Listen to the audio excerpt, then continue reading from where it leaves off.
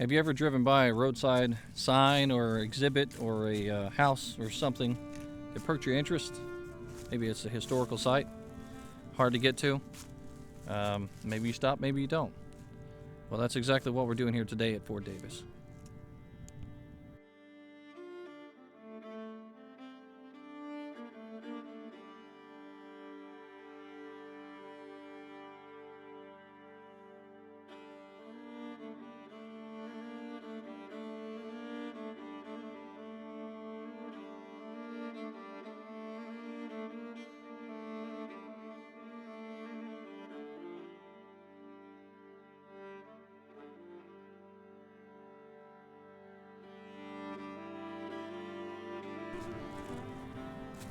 This is History with Waffles out here again for another series of the drive-by history. And I'm out here at a site called Fort Davis in Petersburg, Virginia. In June of 1864, General Grant was pushing his way through Petersburg, trying to attack and capture the Weldon Railroad. Well, while he was out here, he got stopped short of his goal, and they ended up having to create fortifications. Part of that series of fortifications was right here at Fort Davis.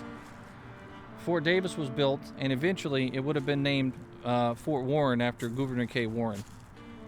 But a colonel was inside this fort when a shell got lobbed inside and was sitting near a surgeon, ironically, and the shell hit him and killed him instantly. And so Mr. Davis would be the person that they end up naming this fort after all. A lot of people mistake it for Jeff Davis, or Fort Jeff Davis, but it is not. It's Fort Davis for that colonel that was killed here with the Union Army.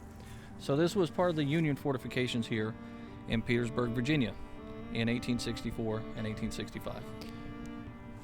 After 4 days of unsuccessfully trying to capture Petersburg by direct assault on June 15th through the 18th, 1864, General Grant's Union Army began siege operations against the city. Grant's immediate objective was to cut one of General Lee's supply routes, the Petersburg-Weldon Railroad. Moving westward against the rail line in this area, June 21st through the 23rd, Union forces were stopped short of reaching their goal. They were able, though, to extend their trench lines across the Jerusalem Plank Road, now known as Crater Road. To protect this position, construction began on a large earthen structure initially called Fort Warren, named for 5th Corps Commander General Governor K. Warren.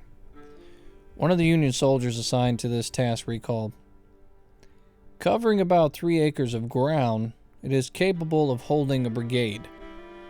In building our fort, we dug a trench 20 feet wide and 10 feet deep, and threw up the rampart on the inside. The fort was made square with a diagonal through it. We had a magazine in it, and 2 wells were dug for water.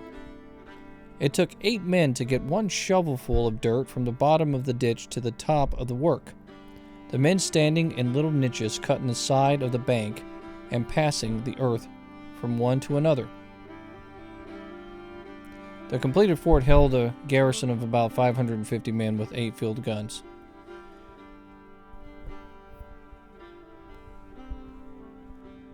July 14th, 1864. General Warren is now in his element. So far as I can learn, he is his own officer of the trenches and commander of the working parties. There is nothing that he likes as much as overseeing work, and is consequently in a most agreeable humor. I spent some hours with him yesterday in the large redoubt, which one might easily believe he had undertaken to build by contract, and certainly has pushed forward with most wonderful rapidity. It is an immense work, 500 feet front, I believe, and perfectly square.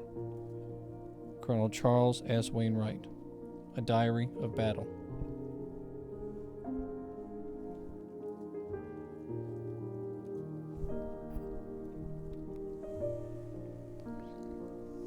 Colonel Phineas Stearns Davis was only 46 years old when he died. Born 23rd of June, 1818 in Brookline, Norfolk County, Massachusetts, he commanded the 39th Massachusetts Volunteer Infantry.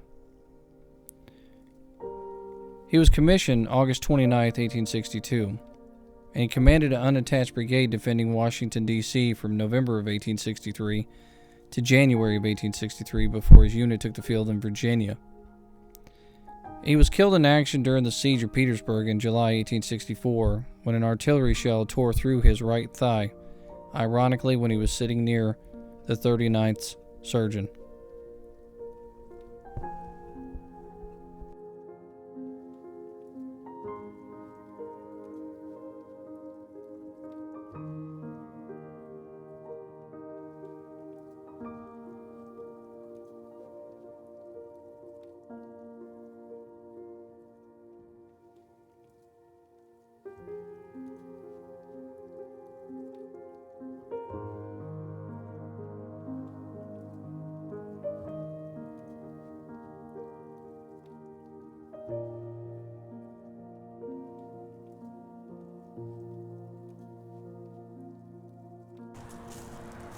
It's been a interesting trip here to Fort Davis in Petersburg, Virginia for Drive-By History.